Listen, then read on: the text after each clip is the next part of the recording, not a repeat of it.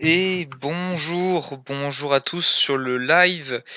Bienvenue dans ce nouvel épisode de Reste chez toi, donc l'épisode 7 aujourd'hui consacré à l'écologie. Merci, d'être encore présent avec nous, pour cette septième édition. Vous êtes désormais déjà 25 sur ce live, donc n'hésitez pas à commenter et partager évidemment, dans le chat. Et puis, pour cette émission, on est toujours la même équipe. Je vais laisser la parole à notre présentateur vedette, Roberto Garçon. Bonjour à toutes, bonjour à tous. Merci à toutes les personnes présentes sur le chat et sur le live pour nous écouter. On est là pour Reste chez toi, l'émission de radio spécialement conçue pour ceux et celles qui restent chez eux. Que vous fassiez du langage des signes en story, que vous jongliez avec du papier toilette ou que vous soyez en train d'apprendre une symphonie au violon, ce podcast est fait pour vous. Et oui, une émission 100% confinée. On a évidemment une grosse pensée à tous les travailleurs, travailleuses sur le front pour nous. Les gens en caisse, livreurs, agriculteurs, ouvriers, personnel de santé évidemment, de transport, de nettoyage, les journalistes et tous ceux qui sont sur le front. Big up aussi aux précaires, à ceux à trop dans un petit appart, aux chômeurs, aux bénéficiaires, aux sans-abri et à tous ceux pour qui le confinement est compliqué. Pour cette émission spéciale, écologie, vous l'avez compris, on a aussi une pensée particulière aux animaux confinés depuis bien trop longtemps, mais on y reviendra plus tard. Et pour tous les autres, restez chez vous, c'est plutôt simple à comprendre. N'hésitez pas à commenter, réagir et partager vos témoignages comme d'habitude. L'équipe est confinée d'un petit peu partout en France. Moi, c'est Roberto et je vous parle depuis Nice. Salut, moi c'est Charlotte et je vous parle depuis hier dans le Var. Salut, c'est Lounès, je vous parle depuis Paris, Château d'Eau. Et salut, moi c'est Louis, je vous parle depuis Saint-Jean-de-Corny, dans l'Hérault, près de Montpellier. Et comme toujours, on salue Clara dans le Jura, qui s'occupe des réseaux sociaux, des visuels. Big up à toi, Clara. Aujourd'hui, on va parler écologie, réchauffement climatique et un demain de tous les possibles. Et voilà, n'hésitez pas directement à commencer à participer dans le chat et on va commencer la discussion comme d'habitude. Mais comme vous le savez, toujours un peu d'histoire. La solitude et l'isolement pendant le confinement, c'est tout nouveau pour un chouïa de plus de la moitié de la planète, on est très précis. Mais dans l'histoire, beaucoup ont été contraints de le vivre, ont choisi cette option pour se défaire de la société. Chaque jour, Lounès revient sur comment ils l'ont vécu. Alors comme d'habitude, est-ce que tu as un petit commentaire à faire avant de commencer ta chronique ?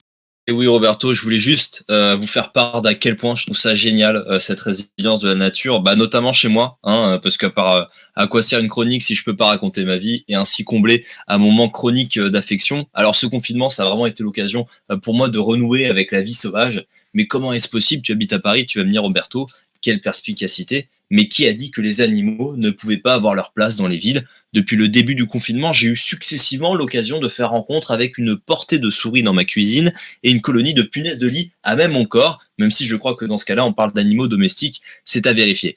Mais pour les Français en général, ce confinement, ça a été l'occasion de renouer le contact avec les corbeaux, ces oiseaux tout mignons qui sont le présage de plein de bonnes choses, la mort tout d'abord, mais aussi la maladie.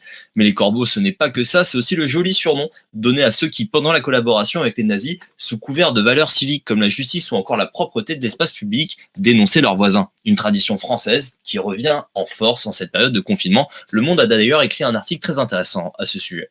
Alors Lounès, j'ai l'impression que tu t'égares un peu, mais on met toutes ces infos-là dans la description.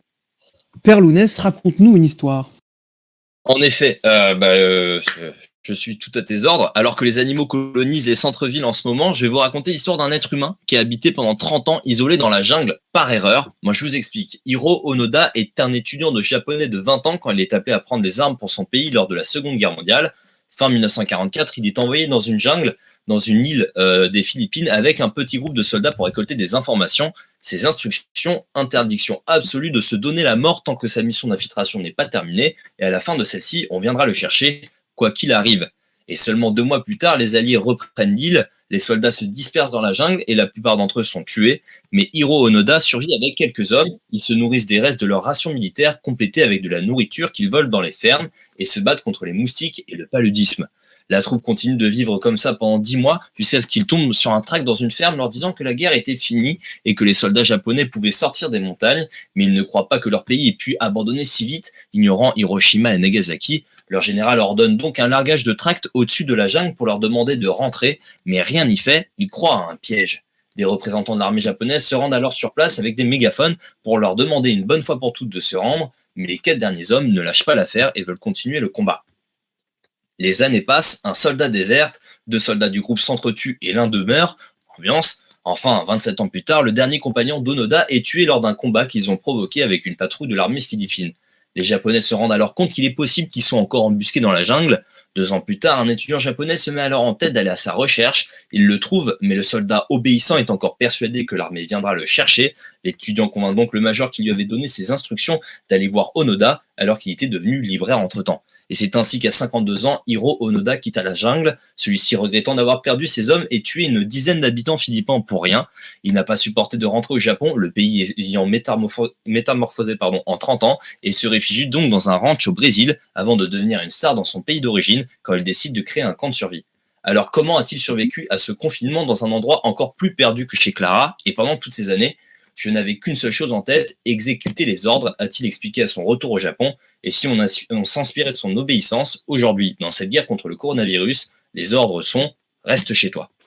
Alors RIP pour Hiro, mort paisiblement à Tokyo, sa ville natale en 2014. Une belle histoire en somme, mais tu as aussi envie de nous parler d'un animal ou en tout cas d'une personne non humaine. Quelle est l'anecdote que tu as ajoutée? Oui, c'est l'histoire de Cecilia. En 2016, Cecilia, c'est la première chimpanzé reconnue par un tribunal comme étant une personne non humaine, et pour cause, cette pauvre dame a vécu la majeure partie de sa vie seule dans un tout petit espace délimité par des hauts murs et sur un sol de ciment en Argentine. En 2005, son dernier congénère décède alors que les primates ne peuvent vivre qu'en groupe, comme les Parisiens, ce qui leur fait donc un deuxième point commun avec l'espace exigu. Et après un dépôt de plainte par une association, la justice a donc statué que ces impératifs biologiques étaient niés et que la guenon était en souffrance. Le tribunal ordonne donc son transfert dans un sanctuaire pour chimpanzés au Brésil. Enfin, elle est reconnue comme étant un individu, une personne non humaine et plus un bien. Alors qu'elle était déprimée quand elle était isolée, sortir de son espace confiné lui a permis de reprendre doucement goût à la vie. Et l'AFP, qui a fait un reportage sur sa vie d'après, raconte qu'elle se fait même draguer dans son sanctuaire pour chimpanzés. Mais pour le moment, elle veut prendre son temps. Et encore une très belle histoire. Merci Lunette, on en a bien besoin en ce moment. Et cette histoire peut un peu nous donner un espoir pour tous les animaux confinés dans les zoos, dans les parcs animaliers qui n'ont pour ce que d'être ludiques. Pensons aussi la faune comme des personnes non humaines, mais comme des personnes. La nature a toujours été un sujet extrêmement vaste au sein de la culture, que ce soit dans les œuvres de fiction, dans les documentaires. Beaucoup de réalisateurs et réalisatrices soit pour souligner sa beauté, remettre en perspective notre place dans le monde, ou pour simplement tirer la sonnette d'alarme sur son état. Louis, notre cinéphile attitré, fait le point sur ces auteurs qui ont fait des films au naturel. Et oui, Roberto, la nature est partout au cinéma. C'est à la fois une thématique très riche, mais aussi un style pour beaucoup de réalisateurs. Comme la nature morte en peinture, le naturalisme est très ancré dans le 7e art. Mais il consiste plus à mimer des situations réalistes qu'à parler des enjeux écologiques de la planète. Un peu comme La vie d'Adèle ou Love avec leurs scènes d'amour longues et qui font très vrai par rapport à un film hollywoodien où il n'y a pas un téton qui dépasse de la couette. Alors Louis, je crois que le sexe, c'est pas trop le sujet, reste focus nature. Ah oui, excuse-moi mon petit Roberto Desbois, tu me connais, je ne résiste jamais à l'envie de caser quelques bons films dans cette chronique. Mais du coup, parlons de belles œuvres avec des filmographies entières de réalisateurs consacrés à ce sujet. Pour ceux du chat, je vous l'assure, il y en a pour tous les genres et pour toutes les époques. D'ailleurs, du côté du Japon, les films d'animation de Hayao Miyazaki, comme Princesse Mononoke ou Le Château ambulant pour ne citer que, ou encore ceux d'Isao Takahata comme Pompoko ou Le Conte de la Princesse Kaguya, tous ces films tendent à sublimer la nature tout en rappelant sa force. Pour faire clair, la nature est source de vie et il faut vivre en la respectant. C'est aussi ce que le cinéaste Werner Herzog traite dans ses films. Le réalisateur allemand, avec des longs métrages comme Aguirre ou Fitzcarraldo, montre que dompter la nature, ça finit toujours mal. Soit on meurt, soit c'est tout comme, et on ne peut que collaborer avec la nature. Enfin, même si c'est une évidence, il faut regarder les films de Terrence Malick. Si, vous savez, Tree of Life, Les Moissons du Ciel, tous ces films qu'on considère tous un peu chiants, un peu longs et contemplatifs et surtout incompréhensibles, avec des personnages perdus dans une nature hostile. Alors peut-être, mais oui, selon moi, c'est peut-être le cinéaste qui en parle le mieux. Alors merci pour ces conseils, mais tout ça c'est de la fiction. Est-ce que tu aurais des vraies histoires à nous conter ? Alors oui, à vous conseiller tout à fait, puisque c'est vrai qu'avec ce confinement, certains n'ont pas vu d'espace vert depuis un mois, donc j'aimerais vous conseiller quelques documentaires plutôt dépaysants. Alors en France, on a la chance d'avoir de très bons cinéastes qui filment la grâce des êtres peuplant la nature. Je pense tout de suite à Jacques Perrin avec ses documentaires comme Océan ou Les Saisons, et bien sûr Yann Arthus Bertrand et son célèbre Home. Et pour vraiment s'évader vers quelque chose de plus ésotérique ou quasi psychédélique, je vous conseille la trilogie des Qatsi de Godfrey Reggio, donc c'est Koyanis Katsi, Powa Katsi et Nakoi Katsi, ainsi que la filmographie de Ron Frick avec Samsara et Baraka. Ce sont des films faits entièrement à partir d'images montées sans commentaire, la plupart en time-lapse. Avec leur musique vraiment particulière, l'expérience elle est hypnotisante. Évidemment, tous les films que je vous recommande, qu'ils soient fiction ou documentaire, sont à retrouver dans la description. Bref, c'est le moment que vous soyez enfermé dans votre 9 mètres carrés parisien comme Lounès ou dans des lofts en plein cœur de Nice comme toi Roberto, de vous évader loin dans cette nature si belle et si fragile. Alors merci Louis, même si on rappelle que c'est plus facile pour toi de t'évader dans ton château et ton jardin de 10 hectares. Comme Louis vient de le dire, toutes ces œuvres, tous ces documentaires et tous ces longs métrages de fiction, vous pourrez retrouver les références en description du live, sur Instagram comme d'habitude. Et d'ailleurs, n'hésitez pas tout de suite à nous dire si vous avez des très bons documentaires, des bons reportages à nous conseiller. Ou des films aussi de fiction. J'en profite, tant qu'on parle de documentaires et de reportages, pour saluer une très bonne amie à moi et très très bonne journaliste, Sophie Roland, qui, pour l'anecdote, sera la marraine de la promotion de Lounès qui est parmi nous. Donc autant vous dire que Lounès actuellement est un peu flippé à l'idée que quelqu'un qui va la noter et déterminer son année scolaire est en train de l'écouter dire un petit peu n'importe quoi. En tout cas, salut Sophie, et si tu es sur le chat, fais-nous un signe. Charlotte, comme chaque semaine, tu frappes à la porte virtuelle des confinés qui ont des anecdotes toujours plus intéressantes à te raconter. Aujourd'hui, tu donnes la parole à ceux pour qui l'environnement est plus qu'un enjeu, c'est même l'enjeu. Exactement, Roberto. On l'a tous un petit peu remarqué, le confinement, c'est le temps de la remise en question, le temps de l'amour, de la quintessence, le temps du pardon. Tu imagines, Roberto, il nous faut être enfermés pour que nous nous rendions compte de la gravité de nos actions sur l'environnement, à quel point nous sommes pollueurs, dégueulasses et criminels. Si ce n'était que ça, moi, je vous aurais évité un confinement et je vous aurais directement amené faire un petit tour à Noailles, à Marseille, c'est à peu près pareil. Alors, merci Charlotte pour les conseils voyage.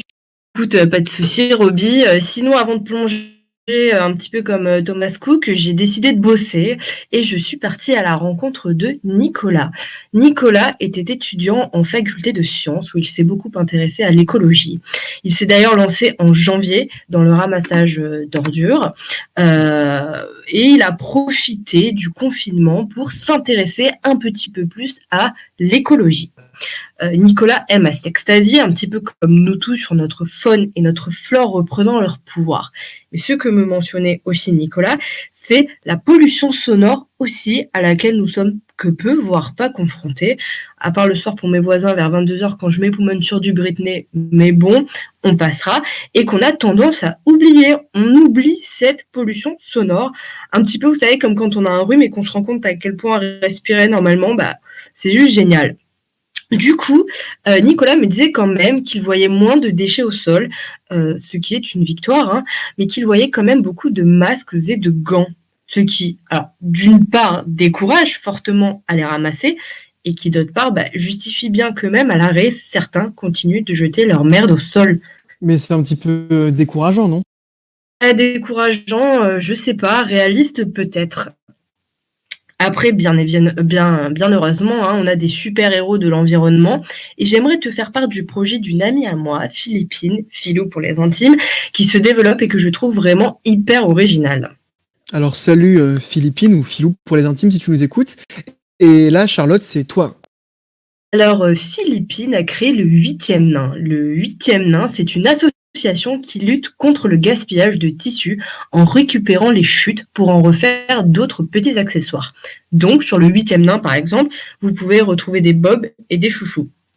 Philippine est modéliste pour une entreprise de prêt-à-porter et c'est dans cette entreprise qu'elle récupère les chutes de tissus pour leur redonner vie. Et alors toi, Charlotte, qui connais très bien le business, à terme, qu'attend Philippine de ce projet ?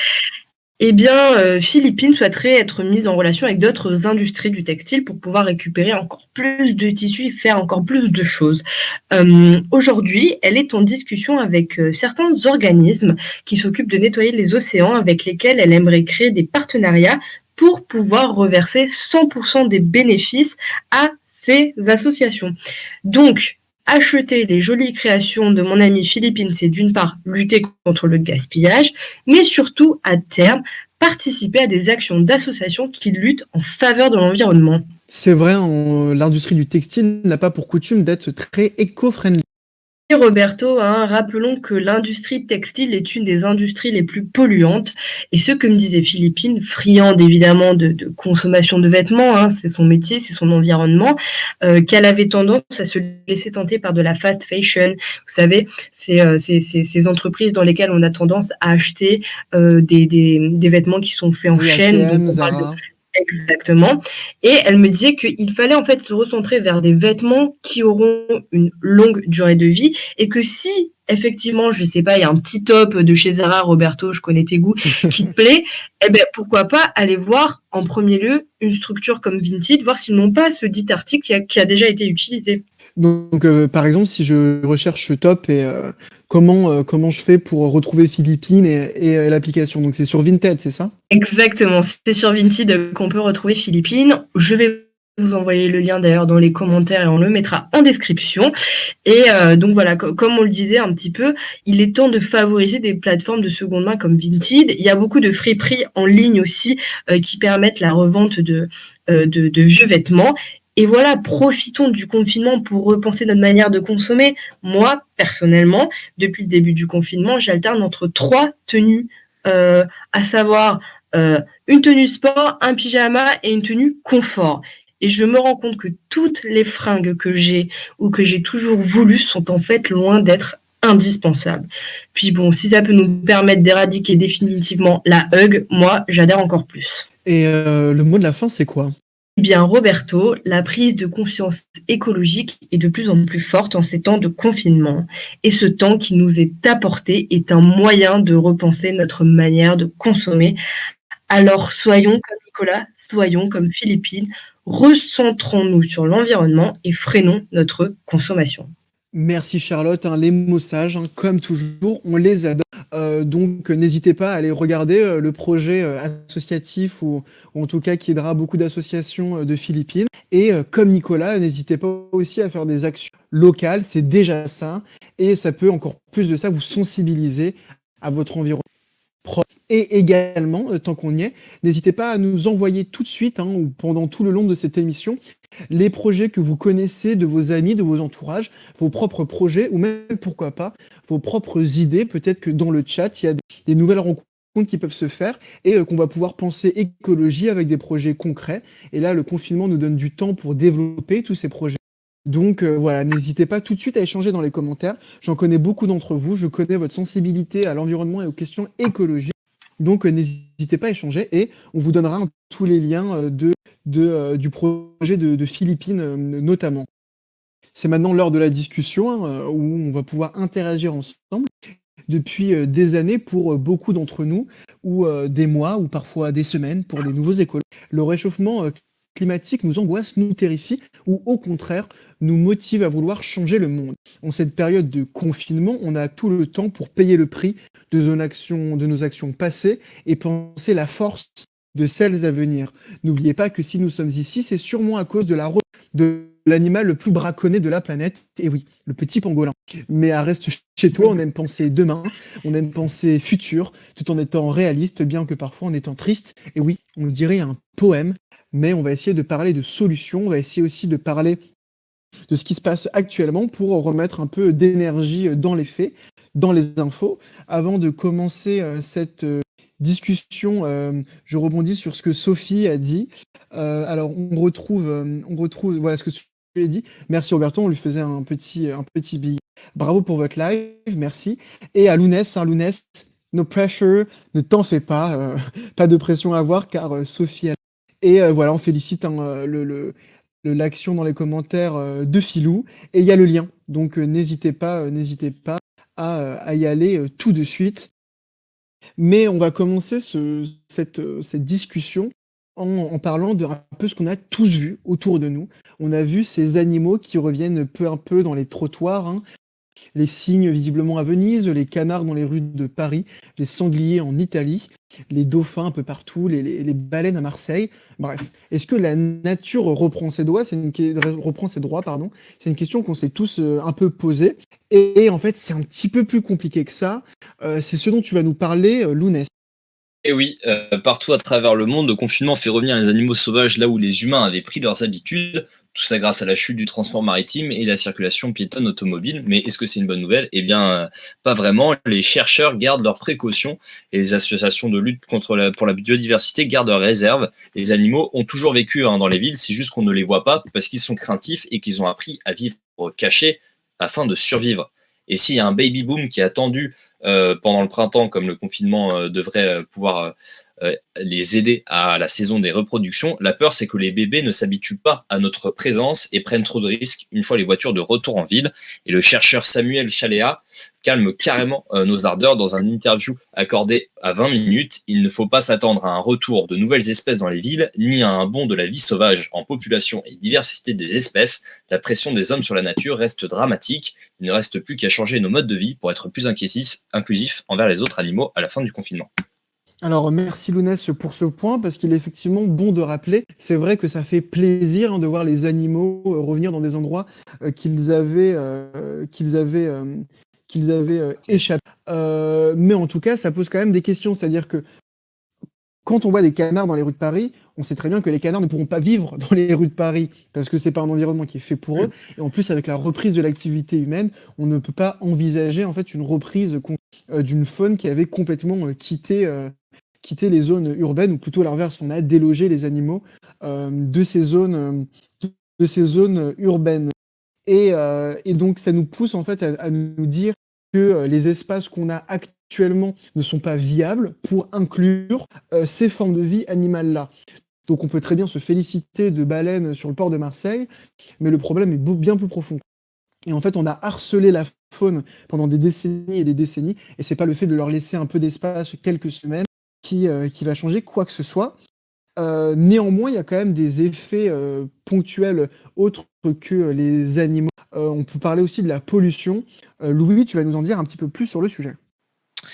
Et oui, Roberto, la pollution, vaste sujet en Chine évidemment, puisque c'est le pays qui est responsable de la majeure partie des émissions de dioxyde de carbone. Alors, quand on entend ça, je ne parle évidemment que du dioxyde de carbone dans le monde, c'est-à-dire qu'il rejette, selon les chiffres de 2017, 9,26 gigatonnes de dioxyde de carbone par an. Voilà, c'est les premiers avec les États-Unis et ils concentrent 28% de ce total.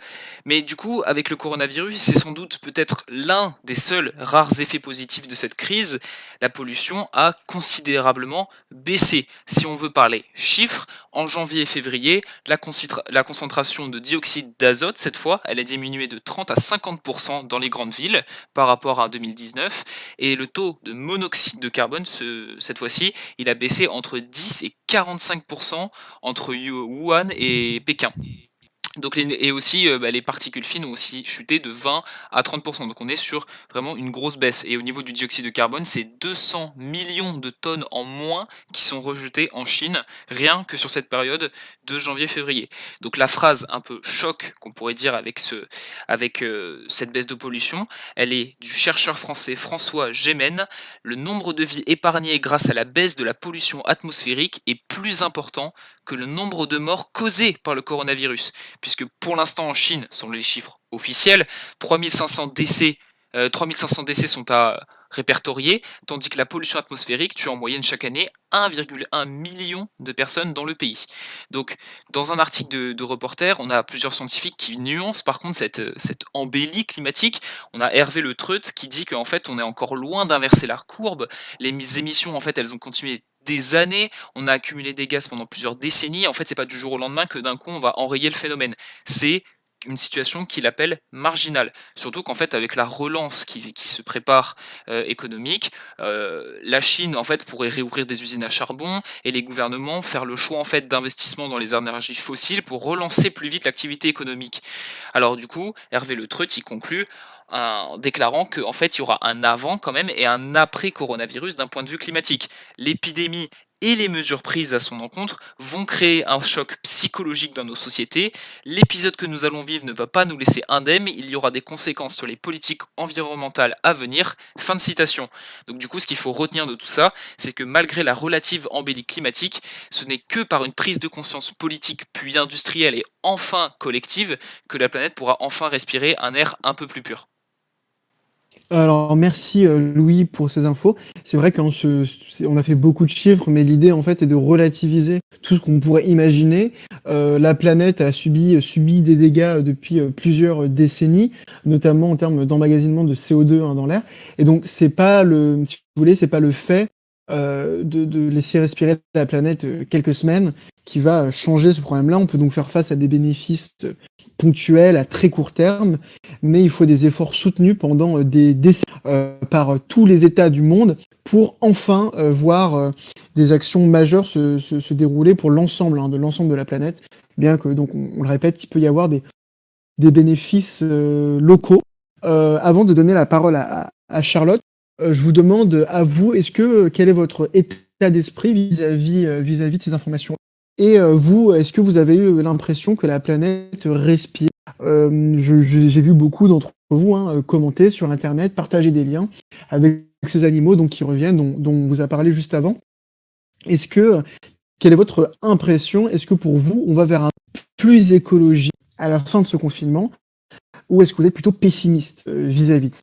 Et Charlotte, tu vas nous parler d'économie, parce que même si ça se calme, il y a une sorte de retour de bâton qui est à prévoir.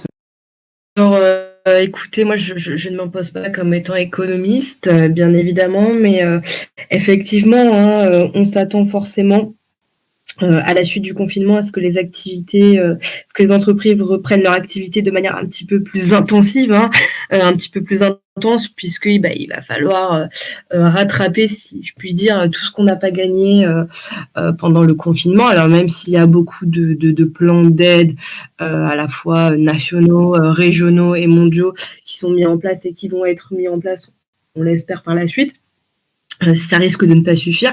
Et moi, ce qui me fait peur, c'est qu'effectivement, cette activité aggrave peut-être même ce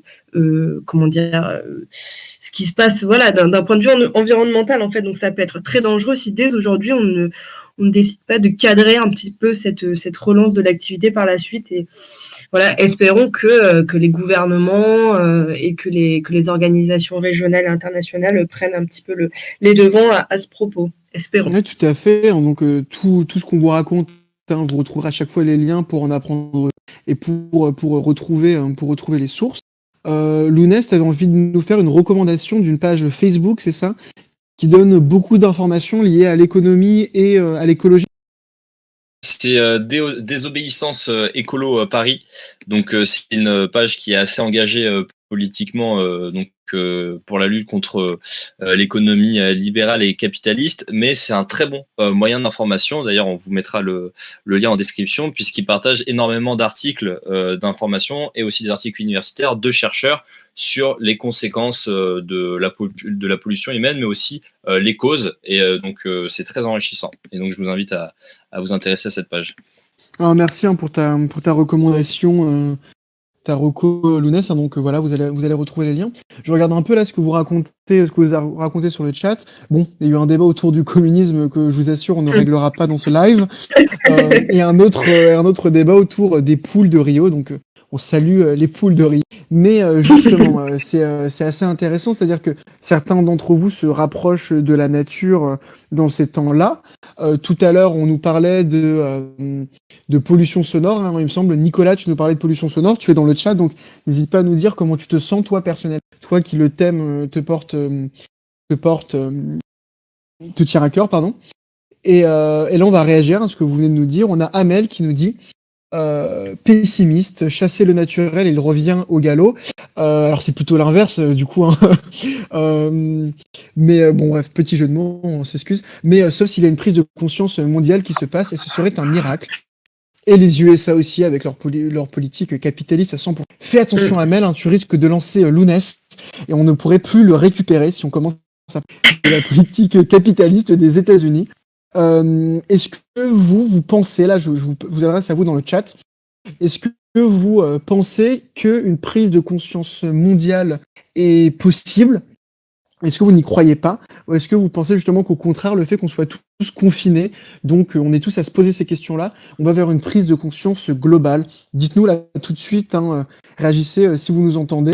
Et on a Jeanne qui nous dit je suis ultra pessimiste, comme vous venez de dire. J'ai peur de l'intensité de la reprise de l'économie, notamment dans les pays avec les plus gros rejets de CO2, Chine, Émirats arabes. Alors Jeanne, je te salue, et Jeanne, pour ceux qui sont là, bosse beaucoup sur les questions écologiques, mais aussi de droit. Donc Jeanne, n'hésite pas aussi à nous raconter un peu dans le chat les pistes sur quoi tu es en train de travailler en ce moment. Ça peut nourrir la conversation et nourrir un peu la réflexion de chacun. Donc voilà, n'hésite pas à nous dire brièvement sur ce quoi tu bosses en ce moment. Et on a Otsuya qui nous dit « Je pense aussi que ceux qui veulent ne rien entendre concernant l'écologie n'entendront toujours rien, mais je suis sûr qu'individuellement, des gens sont touchés par tout ça. » Charlotte, est-ce que tu as envie de rebondir à tout ça?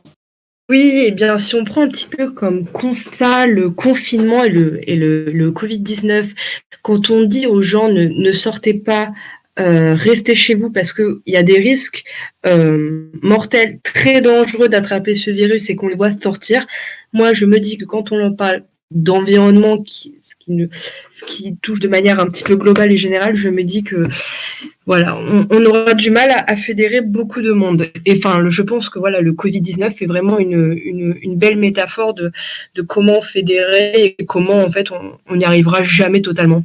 Alors, merci Charlotte pour ton avis. Je crois qu'on a un peu un avis un peu similaire du côté de Lisa qui nous dit ça m'étonnerait qu'un grand changement ait lieu après le confinement. Je ne vois pas pourquoi on changerait tout un système et un fonctionnement politique après le confinement. Donc, est-ce que vous êtes nombreux à partager cet avis-là? Êtes-vous optimiste ou pessimiste vis-à-vis d'une prise de conscience générale suite à ce confinement? Toi, Lounès? Alors, je pense pas qu'il y aura vraiment de changement de politique à la suite de ce confinement. L'exemple qu'on a pu se donner, du coup, c'était la crise économique de 2008, où après la crise, il n'y a pas eu de prise de conscience et qu'on a fait comme avant. Et surtout qu'en fait, on va attendre énormément des gouvernants pour relancer l'économie. Parce que l'économie, en fait, il y a l'économie donc la finance qui ne nous concerne pas, mais il y a l'économie réelle, l'économie des commerçants qui, eux, en fait, nous font vivre et sont piliers de cette société, qui sont en crise absolue parce qu'ils n'ont pas pu profiter de cette période de confinement pour travailler. Du coup, ils ont perdu énormément d'argent. Et donc, du coup, on va vouloir relancer économiquement, sauf que ce sera contre-productif. Donc, du coup, il faudrait vraiment changer de philosophie politique. Et pour ça, je pense pas que la crise sanitaire soit un traumatisme assez fort pour qu'on ait vraiment un changement. Merci Lounès, hein, je prends les témoignages et ensuite Louis, je te demanderai de réagir. Et Lisa nous dit « Je ne crois pas non plus que beaucoup de personnes prévoient de changer leur mode de vie après cette période, de ce que je lis et vois sur les... » Alors, nous ici sur le chat, on n'a pas la vocation à représenter la population, mais dites-nous, les gens qui nous écoutent, Reste chez toi, est-ce que vous comptez changer votre mode de vie? Est-ce que vous l'avez déjà changé auparavant? J'en connais quelques-uns d'entre vous qui sont de fervents écolos dans leur pratique individuelle. Est-ce que vous prévoyez de changer ce mode de vie-là, de le renforcer? N'hésitez pas à nous dire ça. On a Rio qui nous dit le véritable changement post-confinement sera une perte de liberté individuelle sous couvert de sécurité sanitaire. Rio, je t'invite à écouter, si tu ne l'as pas fait, notre émission qu'on a consacrée sur les questions de sécurité et de surveillance, où on a justement eu un grand débat autour de la perte de liberté individuelle vis-à-vis de la crise sanitaire. Donc si ça t'intéresse, je t'invite à écouter notre émission. Otsuya qui nous dit oui, Charlotte, exact, mais il fallait une première fois, restons optimistes un tout petit peu. Rio qui nous dit les PME vont prendre cher, et Jeanne qui nous dit je peux vous conseiller un rapport du CPO, conseil de prélèvement obligatoire sur la fiscalité environnementale. C'est dans ce chat que les grands esprits se rencontrent, hein, parce que Sophie a aussi beaucoup bossé sur la fiscalité écologique et j'ai beaucoup bossé avec elle sur ce sujet. Donc voilà, n'hésitez pas, toutes les deux, qui avaient beaucoup travaillé ce sujet, à nous donner des liens ou des idées de choses qui peuvent nous aider à prolonger le sujet. On a Charlotte qui nous dit à l'écrit financièrement, l'UE a essayé d'adapter sa politique après 2008. Efficace ou pas, la question se pose. Espérons maintenant qu'elle retienne la leçon. Louis, on ne t'a pas, toi, entendu sur le sujet. En quelques mots, pessimiste ou optimiste? Alors Roberto, moi je suis de naturel un peu pessimiste, donc là, il y a même pas moyen d'avoir un grain d'optimisme selon moi, aussi bien de la part en fait, des gouvernants, puisque en fait, toutes les politiques mises en œuvre ne prennent jamais en compte, la protection de l'environnement et la lutte contre le dérèglement climatique à chaque fois qu'elles sont votées, ou alors elles sont relayées à des simples alinéas pour, à peu près compenser. Mais aussi, j'ai aussi un énorme pessimisme sur, en fait, le comportement des gens. À savoir, je vais te donner juste un petit chiffre. Alors c'était un sondage IFOP, à la présidentielle 2017. Quels étaient, en fait, les sujets qui comptaient pour un vote? Voilà, quels étaient les sujets prédominants pour un vote? Eh bien, la protection de l'environnement n'arrivait qu'en 10e position, derrière la question des migrants, l'éducation nationale ou encore, le fonctionnement d'une Union européenne et même les impôts. Donc la protection de l'environnement, les Français en fait, eh ben, s'en moquent un peu. Donc je vois mal en fait une prise de conscience juste avec un simple virus, avec toutes les conséquences économiques qu'il va apporter. Je vois mal, l'environnement en fait, trusté dans les premières places, des priorités, voire même, elles ne peuvent que dégringoler. Donc c'est un pessimisme presque total. Mais bon, j'espère ne pas le transmettre aux gens, mais voilà, c'est le mien, n'hésitez pas à me contredire, j'en serais ravi. Essayez de me rassurer, ça sera votre mission dans le chat. Alors, merci Louis, hein, vous avez bien entendu, c'est son pessimisme et son pessimiste qu'à lui. Mais justement, est-ce que vous êtes d'accord avec le constat pessimiste de Louis ou est-ce que vous y voyez plus de lumière? Et vous, avez-vous l'impression que les citoyens se moquent du réchauffement climatique ou au contraire qu'il y a une prise de conscience générale, globale et progressive? On a Sophie qui nous dit, selon Greenpeace Finlande, le gouvernement finlandais demandera aux entreprises des contreparties au plan de sauvetage et placera le climat au cœur de son plan de relance pour atteindre la neutralité carbone dès 2035. Elle pose la question, est-ce un modèle à suivre? On a Sophie aussi qui nous dit, moi je suis optimiste, c'est aux citoyens de bouger. La Convention citoyenne et ses premières positions sont intéressantes. Otsuya qui nous dit les pays nordiques, souvent bon élève sur ces questions. Espérons qu'on suive tous le move. Sophie, il va falloir faire entendre leur voix. Alors, je vais donner la parole à Lounès, qui je sais que Lounès est beaucoup porté aussi sur la question de citoyenneté et de politique. Mais je vous demande aussi à vous, avez-vous des idées pour continuer à faire entendre nos voix? Alors, on parle de projets à long terme, mais concrètement, pendant ce confinement, est-ce que vous avez vu des choses se mettre en place? Est-ce que vous avez des idées? Nicolas, si tu m'entends, je sais que tu avais un projet d'essayer de faire donner un peu la parole à des personnes, donc n'hésitez pas à nous dire dans le chat vos idées, vos projets. Et pensez-vous que notre voix puisse être entendue? Lounès, il me semble que tu as envie de réagir sur la Convention citoyenne pour le... Oui, et ben je pense que pour une fois, faut pas voir qui a organisé cette convention citoyenne pour le climat, étant donné qu'en fait Emmanuel Macron l'a créée suite à une demande d'un collectif de gilets jaunes, et qu'il faut vraiment saisir cette occasion, parce que même si c'est organisé par des gouvernants qui n'ont pas fait de l'écologie leur priorité, contrairement à ce qu'ils avaient annoncé dans un premier lieu, il faut savoir aussi revendiquer sur le point de vue politique, et dès qu'il y a une ouverture qui s'ouvre, il faut que les citoyens puissent prendre ça en main, et on l'a vu au municipal, même si bon, au final les élections étaient très perturbées, et beaucoup de listes citoyennes écologiques qui se sont menées. Malheureusement, elles ont fait des scores assez bas par rapport aux partis politiques habituels, mais on voit bien que c'est des citoyens qu'en fait la révolution va se faire, quoi. La révolution écolo.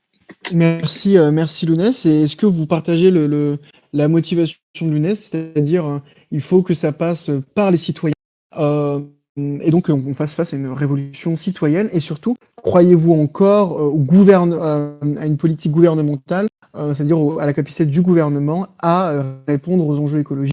Centrons la question à son gouvernement français. Et Rio qui nous dit, pessimiste total aussi, pour moi les efforts citoyens sont bien, mais ce sont les multinationales qui polluent. et donc qui ont le réel pouvoir. C'est vrai que quand on regarde les chiffres, en fait, les questions individuelles, c'est-à-dire qu'est-ce qu'on peut faire, c'est-à-dire arrêter de manger de viande, acheter sur Vinted, etc. Quel impact ça a? Et c'est vrai que la grande majorité se situe du côté des entreprises, des émissions évidemment. Nicolas, donc The Bad Company, qui nous dit: je récolte des témoignages de personnes pour savoir un peu tout ce qu'ils peuvent dire sur le confinement, et je vois énormément de points positifs, contrairement à ce que je l'aurais pensé. Donc ça nous permet de nous dire, est-ce que, à votre avis, j'ai posé la question, mais vous n'avez pas été tous à nous dire dessus, on a eu plus d'avis pessimistes, j'ai l'impression. Est-ce que vous pensez qu'une prise de conscience est possible? Est-ce que ce confinement va être une jonction? On a Jeanne qui nous dit: au niveau de la consommation, on a vu plein de petits agriculteurs locaux qui ont profité de cette crise pour se faire connaître grâce aux réseaux sociaux et à vendre localement leurs produits. Donc peut-être qu'on va passer sur une prise de conscience au niveau de la consommation. On a Sophie qui nous dit: tout à fait d'accord avec Lounès. Bravo Lounès, tu auras un point de plus à ton les journalistes doivent parler les propositions de cette convention pour ouvrir le débat et faire bouger les choses. C'est maintenant ou jamais. Alors on va vous faire passer le lien des propositions de cette convention et n'hésitez pas à faire tourner le lien, partager sur Facebook. Ça ne veut pas dire que vous adhérez à 100% aux propositions, mais donnons de la force, donnons de l'écho à ce qui se fait en termes de solutions. On a Otsuya qui nous dit: affaiblir les dites multinationales avec un effort collectif de boycott. Quoi? Je suis utopiste. Et Jeanne qui dit: préférer des produits de saison et locaux plutôt qu'une consommation de produits venus du monde entier. C'est très bien ce que vous me dites, les amis, parce que ça nous permet de passer sur notre deuxième partie du débat, où on va parler de ce qu'on peut faire nous, de ce qu'on peut mettre en place nous, et des actions individuelles. Alors on a Nicolas qui vient de Nicolas Cassini, parce qu'on a deux Nicolas sur le chat. Salut Nico. Assez d'accord avec Louis, en revanche, je pense qu'il a clairement une prise de conscience et que depuis 2017, l'écologie prend une place plus importante dans le débat public, mais je pense que cette prise de conscience reste limitée et que seulement une partie de la population s'en intéresse vraiment, entre guillemets, les plus jeunes. Est-ce que c'est votre sentiment à vous que seuls les jeunes sont intéressés par le réchauffement climatique?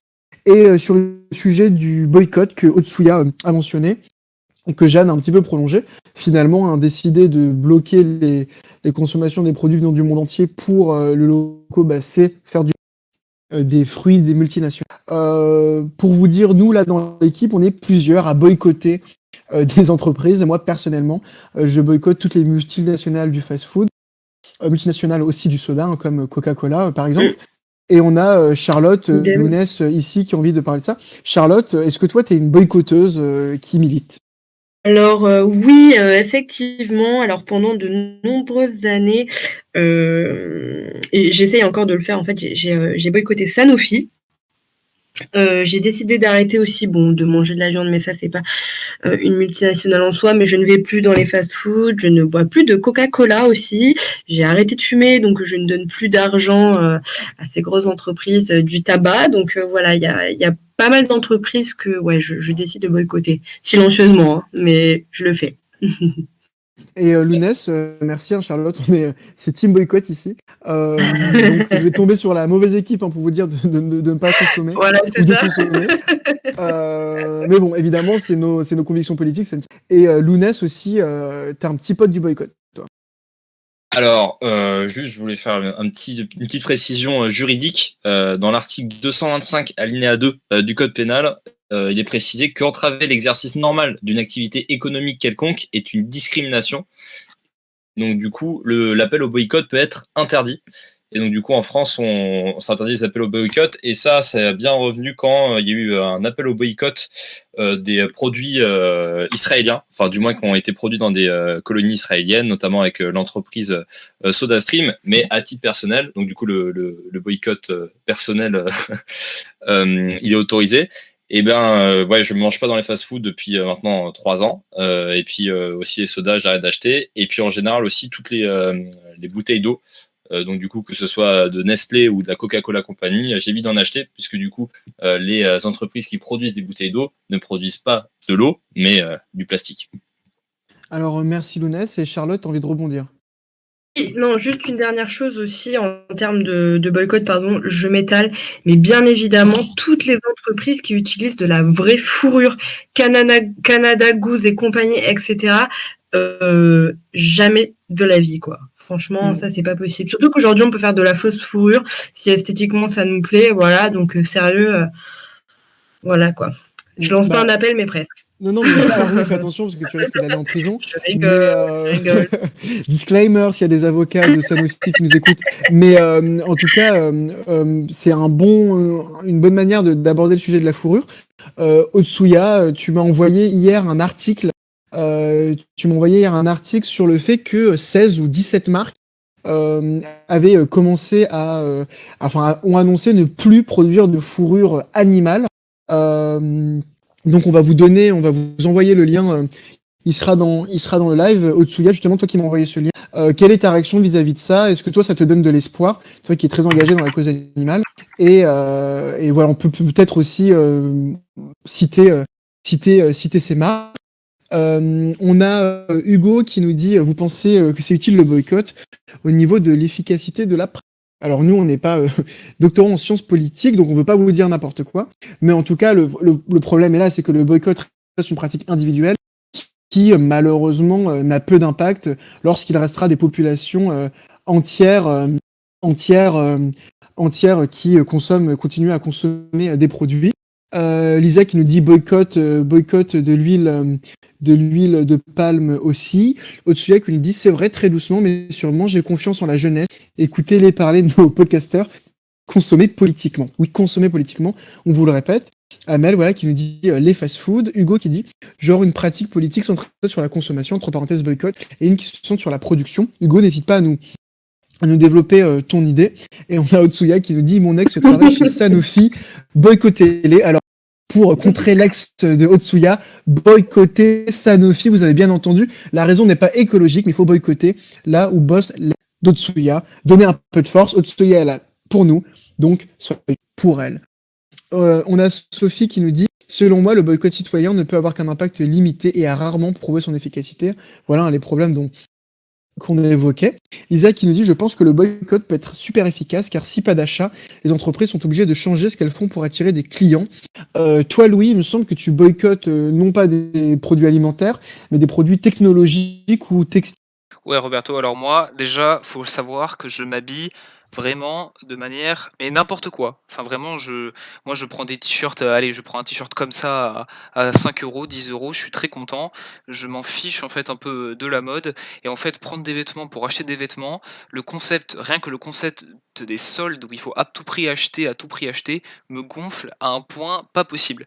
Mais surtout, là où en fait, moi je suis le plus regardant, parce que c'est comme ça que je vis et cetera, c'est sur l'obsolescence programmée et sur en fait, toutes ces entreprises en fait qui programment leurs produits pour dépérir après seulement quelques mois, quelques années et donc des appareils qui pourraient totalement fonctionner mais qui deviennent inutilisables parce que les entreprises décident d'arrêter leur fonctionnement et c'est le cas d'Apple qui régulièrement et en fait, subit, des plaintes d'associations comme en France, on a l'association, HOP qui veut dire Halte à l'obsolescence programmée, qui régulièrement, porte plainte contre Apple parce que les téléphones sont ralentis, parce que les batteries ne sont plus utilisables, parce que les systèmes d'exploitation ne sont plus utilisables. Par exemple, la dernière mise à jour d'Apple sur ses OS empêche les iPhone 4 et 5 d'aller sur Internet. On en est là, alors que les téléphones peuvent très bien fonctionner parfaitement.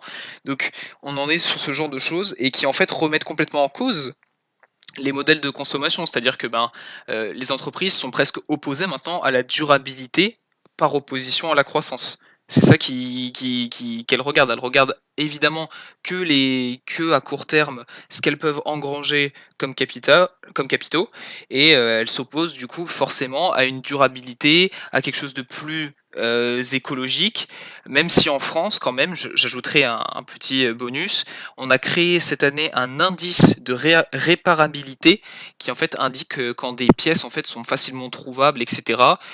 Pour en fait permettre à des outils technologiques ou à des objets comme un aspirateur, une machine à laver, de se faire remplacer parce que parfois, aujourd'hui, quand il y a juste un truc qui fonctionne pas, il faut changer tout l'appareil. Et ça, c'est parfaitement scandaleux. Voilà, donc merci Louis pour ce point sur l'obsolescence programmée. C'est vrai qu'on parle de boycott pour l'alimentation, mais ça vaut aussi pour les outils technologiques. Chacun décide ensuite de faire ce qu'il veut.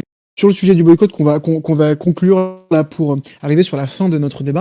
On a Hugo qui nous dit le boycott égale politique par la consommation qui n'a jamais prouvé son efficacité. Je crois alors que l'action par la production, entre parenthèses grève par exemple, a un bilan historique plus glorieux, vu qu'on me demande de clarifier. Merci Hugo, effectivement on avait mal compris dans les commentaires, mais c'est vrai que c'est plus clair. Et donc effectivement Charlotte qui pose la question boycott, grève, on change d'acteur, c'est ça. Donc j'imagine ce que veut dire Hugo, c'est que donc, politique par la consommation, là où le consommateur est complètement acteur, alors qu'en vrai c'est vrai qu'on mentionne le fait que les entreprises ont un impact beaucoup trop considérable et donc il faut que ça passe par la production. Mais on va durer les quelques minutes là de cette discussion qui reste pour aborder un peu, comme on l'a déjà fait un peu avant là, mais le demain pour finir sur une note optimiste. On a Sophie qui nous dit « Il faut aider les Français à changer de comportement par la prise de conscience écologique ».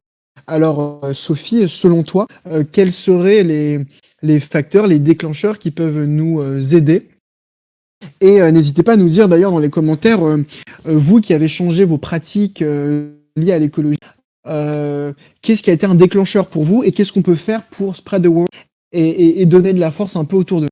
On a Sophie qui nous dit il faut faire plus de reportages qui montrent des solutions, qui montrent qu'on peut consommer autrement sans polluer et baisser ses dépenses. Pardon. À nous de développer par exemple des repères cafés, des repair cafés, pardon pour l'accent. Otsuya qui nous dit oui, chaque victoire pour les animaux est une avancée, surtout dans la mode et le luxe. Ça fait raz-de-marée et les autres suivent, c'est top. On évolue forcément, on se rend pas compte à notre échelle, mais ça bouge. Et Rio qui nous dit d'accord avec Louis, à revenir à des outils de nos anciens est une première étape. Alors, justement, l'idée que Sophie nous dit, que je sais qu'il y a un sujet là qui nous tient beaucoup à cœur, c'est-à-dire tourner vers la solution, tourner l'information vers la solution. Est-ce que là, les gens qui sont sur le chat, on a déjà parlé du côté oxygène que pouvaient avoir les médias pendant cette crise. Est-ce que vous avez envie qu'on vous parle de solutions ? Est-ce que vous avez envie qu'on vous parle, donc aux gens qui regardent les médias là dans les commentaires ou qui justement décident de ne plus s'informer ? Est-ce que vous avez envie de ça ? Est-ce que vous avez envie qu'on vous dise justement ce qui se fait, ce qui peut se faire et aller vers du positif ? Dites-nous si ça vous intéresse. Et voilà, on essaie de sonder un peu, savoir qui s'intéresse et ce que vous en pensez. On va aussi vous donner des petits tips et des conseils. Charlotte, tu as des comptes à suivre, des blogs pour se tourner justement vers le sujet de solution. Un petit peu, oui, pour changer un petit peu d'échelle. Cette fois, si on a quand même envie, enfin, c'est pas si on a envie, il faut avoir envie justement de s'engager de chez nous. Il y a plein de petits tips, il y a plein de petits conseils, il y a des sites vraiment sympas à suivre. Moi, par exemple, il y a une page Facebook que je suis depuis un petit moment déjà, c'est celle d'Écolomie. Je vais vous l'envoyer. Écolo, toute la journée, elle nous envoie, elle partage plein de lives, de conseils, etc. Et elle est passée à une vie totalement zéro déchet. Elle nous parle permaculture, elle nous parle do it yourself, etc. Moi, il y a beaucoup de choses que je fais en suivant ses conseils et elle est toujours de bonne humeur, etc. Je trouve que c'est vraiment une bonne manière de mettre le pied à l'étrier. Aussi, je vous conseillerais par exemple d'aller lire le blog de Julien Vidal qui a écrit un livre qui s'appelle « Ça commence par moi » pour justement nous faire une petite initiation à l'écologie, au zéro déchet. Et il a un blog sur lequel on peut trouver des articles, des astuces. Et voilà, je pense que ces deux sites, deux personnages qui peuvent vraiment nous aider. Je vais vous mettre les liens en détail dans les commentaires. Merci beaucoup Charlotte. On a Rio qui nous dit je ne regarde plus du tout les médias, donc voilà, dis-nous pourquoi, qu'est-ce que sur l'écologie pourrait te faire changer d'avis, quel contenu tu as envie de voir et d'avoir. On arrive bientôt sur la fin de l'émission, donc c'est le moment où vous nous dites tout ce que vous avez envie de conseiller aux autres. Est-ce que vous avez des documentaires ? Est-ce que vous avez des idées ? Est-ce que vous avez des projets ? Est-ce que vous avez des mots d'ordre que vous avez envie de partager aux autres internautes sur le thème de l'écologie, de l'engagement ? Louis, je te donne la parole. Est-ce que toi, tu as un conseil, un engagement, un mot d'ordre pour, encore une fois, qu'on se tourne vers la solution, qu'on se tourne vers le monde d'après ? On l'a vu, tu es pessimiste, mais je suis persuadé que tu peux nous trouver quelque chose pour qu'on regarde vers quelque chose de plus lumineux. Alors tout simplement, Roberto, mon conseil en fait, ce sera tout bêtement de s'informer. Alors, on a vu, dans le chat, Rio qui dit qu'il ne regarde plus qu'il ne regarde plus du tout les médias. Je pense honnêtement qu'il parle des médias traditionnels, donc ce qu'on voit à la télé, c'est-à-dire, de TF1 à BFM, et sur, la presse en ligne, du Figaro au Monde et cetera. Mais il existe plein de médias alternatifs, plein d'associations qui produisent leur, propre contenu informationnel, des médias comme nous on peut se considérer comme un média amateur, sur le net. Voilà, s'informer de toutes ces solutions grâce à internet, grâce à tous ces réseaux qui en fait sont reliés entre eux. Faut pas croire qu'en fait on est tous chacun dans notre coin. Évidemment que nous, on va suivre des associations et on va les relayer, c'est le principe de nos chroniques et donc à ce moment-là, il y a tout ce réseau qui peut se créer et on peut faire véritablement à travers ça une lutte, complète puisque un lien se crée entre toutes ces entités et j'encourage les gens du coup à s'intéresser à ces associations pour ensuite s'intéresser à d'autres, mouvements et cetera et c'est comme ça qu'on pourra, je pense, tous ensemble, contribuer en fait à un investissement citoyen pour cette question. Merci beaucoup, Louis. On a Hugo qui nous parle de la chaîne YouTube Partager, c'est sympa. Je la connais pas, mais donc n'hésitez pas à regarder la chaîne. Donc Partager, c'est sympa. C'est dans le chat. On a Rio qui nous dit: je n'ai plus confiance, il suffit de voir les multimilliardaires qui possèdent les médias de masse. Donc oui, c'est un problème qu'on appelle la concentration des médias. Et pour continuer sur l'aspect conseil, toi, est-ce que tu as envie de nous dire quelque chose, Lounès, un engagement, un conseil, une piste à donner aux internautes? Alors, je vais revenir sur un appel que Anne Hidalgo avait fait il y a plusieurs années sur végétaliser Paris. Elle avait appelé les Parisiens à végétaliser chaque mètre carré de Paris, donc les terrasses, les bords des rues ou même les intérieurs des appartements pour avoir le plus de diversité possible dans les plantes urbaines et avoir aussi du coup des oiseaux qui en profitent et avoir une sorte de biodiversité alternative. Et donc du coup, profitez de ce confinement si vous avez un jardin ou même si vous avez une terrasse ou un toit auquel vous avez accès pour planter toutes les plantes possibles imaginables. Mais en plus, c'est sympa. Et puis, voir grandir la vie, c'est quand même quelque chose de réjouissant. Alors, merci Lounès pour ces belles paroles. On a Sophie qui nous dit documentaire Tout est possible, revigorant, l'histoire d'un couple américain qui a repris une ferme abandonnée pour recréer de la biodiversité. Merci Sophie pour ce conseil documentaire. Si vous avez d'autres, on va finir dans 1 ou 2 minutes, mais si vous avez d'autres conseils documentaires, n'hésitez pas à vous le donner. On a un petit conseil de Charlotte qui nous dit: quand on n'est plus motivé à s'informer, il est temps de faire un ménage de printemps des médias et de choisir ses médias favoris pour continuer à s'informer. Moi, j'en profiterai pour vous dire plusieurs choses. Déjà que ce temps de confinement, on le sait, est compliqué, mais est peut-être finalement un temps béni pour repenser notre civilisation, pour repenser ce qu'on a envie de dire, pour repenser ce qu'on a envie de faire plus tard.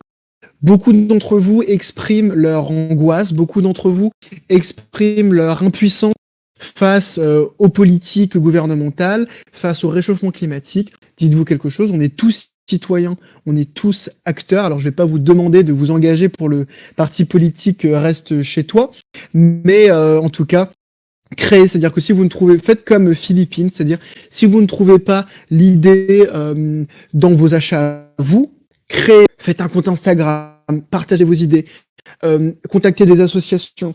Il y a énormément de choses qui peuvent se faire à nos échelles.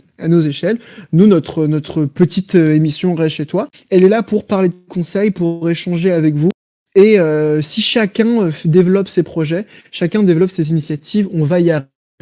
On a Sophie qui nous dit: pour Rio notamment, cet article met en valeur les médias qui font du bon journalisme de solution. Donc j'imagine, voilà, Sophie va nous donner un lien. Lounès, mets le lien dans le commentaire de ce que tu nous dis. Et donc voilà, l'idée c'est, si vous ne trouvez pas le possible, tournons-nous vers la solution, tournons-nous vers les solutions. Il y a un constat. Il est clair, il est triste, il est pessimiste.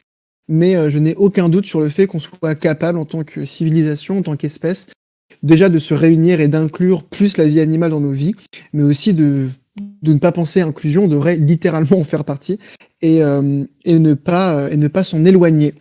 Donc vraiment, pensons au monde de demain, pensons au monde des possibles, tous ensemble. À partir de ce soir, hein, jusqu'à demain, n'hésitez pas à nous envoyer vos liens sur Instagram. On les mettra dans la publication demain avec le replay de l'émission. Donc si vous n'avez pas d'idées tout de suite, n'hésitez pas à nous les donner. Des comptes de vos amis, des initiatives de vos potes, etc. On les partagera avec plaisir. C'est le moment de donner le mot de la fin à l'équipe. Est-ce que vous avez quelque chose à dire à nos internautes ? Comme on le disait, freinons notre consommation et puis arrêtons-nous sincèrement pour regarder ce qui se passe à l'extérieur de nos fenêtres et admirons notre belle planète et sauvons-la, quoi.